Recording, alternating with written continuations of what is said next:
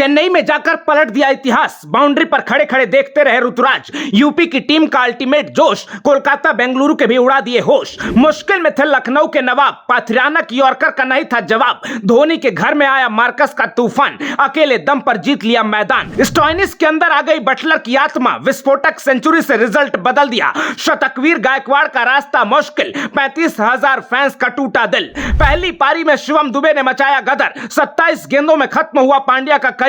आसमानी छक्कों से मचा दी तबाही, डगआउट से सैल्यूट करने लगे माही। पिछले मैच में शानदार जीत के बाद केएल राहुल की टीम चेन्नई पहुंची थी। पीली जर्सी से पैक चेपॉक के मैदान पर एलएसजी ने टॉस जीता और माही की टीम को पहले बल्लेबाजी का चैलेंज दिया। सीएसके ने अपना प्रयोग जारी रखा और ऋतुराज गायकवाड़ के साथ अजिंक्य रहाणे ओपन करने आए। पहले ही ओवर में रहाणे वापस चले गए, लेकिन ऋतुराज ने शुरुआत से ही मोर्चा संभाल लिया। लगातार बड़े हिट नहीं लगने के बावजूद ऋतुराज 200 के स्ट्राइक रेट से बैटिंग कर रहे थे। एक की जगह 2 रन दौड़ रहे थे, लेकिन 49 रनों पर सीएसके का दूसरा विकेट गिरा तो एक तरफ से रनों पर बिल्कुल ब्रेक लग गया। डेरिल मिचेल के साथ जडेजा भी कुछ खास नहीं कर पाए और 16 रन बनाने के लिए 19 गेंदें खेली। रन रेट को लेकर सीएसके दबाव में थी, तभी 6 हिटिंग मशीन शिवम दुबे का आगमन हुआ। आते ही शिवम ने आसमानी फायर शुरू किया और छक्कों की हैट्रिक से पूरा माहौल बदल गया। कई बार गेंद सही से शिवम के बल्ले पर नहीं आई, उसके बावजूद आसमान छूती हुई बाउंड्री पार चली गई। 7 छक्कों के साथ 27 गेंद में शिवम दुबे ने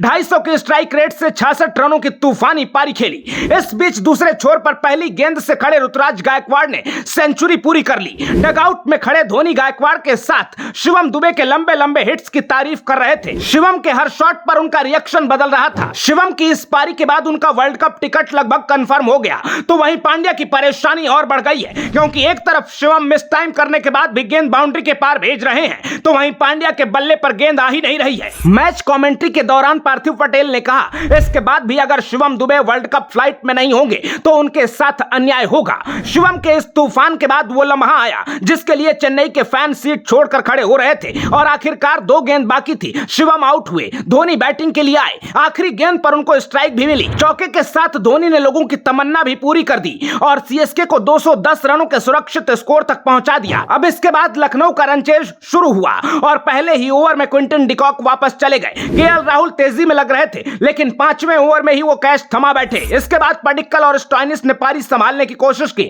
पडिक्कल 19 गेंद में 13 रन बनाकर बोल्ड हुए तो लगा लखनऊ की टीम बिखर जाएगी, लेकिन मार्कस स्टोइनिस और निकोलस पूरन का प्लान बिल्कुल क्लियर था। पूरन ने 200 के स्ट्राइक रेट से खेलकर एलएसजी का रन रेट ठीक कर दिया, तो वहीं दूसरे छोर पर मार्कस स्टोइनिस लगातार गेंदबाजों को टारगेट करते रहे और हाफ सेंचुरी के बाद चौथा गियर लगा दिया। बटलर की तरह शुरुआत में संभल कर खेलने के बाद स्टोइनिस गेम को आखिर तक ले गए और 20वें ओवर में लगातार 4 चौके मारकर स्टोइनिस ने लखनऊ को ऐतिहासिक जीत दिला दी। एलएसजी ने चेन्नई में आईपीएल का सबसे बड़ा स्कोर चेस करके दूसरी टीमों को भी सरप्राइज कर दिया है और केएल राहुल ने सबके लिए खतरे की घंटी बजा दी है। मार्कस की करिश्माई पारी, वर्ल्ड कप टीम में शिवम दुबे के सिलेक्शन और सीएसके की हालत पर आपकी क्या राय है, कमेंट बॉक्स में जरूर बताइएगा। वीडियो को शेयर करना बिल्कुल ना भूलिएगा। अपना ख्याल रखिए, आते रहिए। जय हिंद।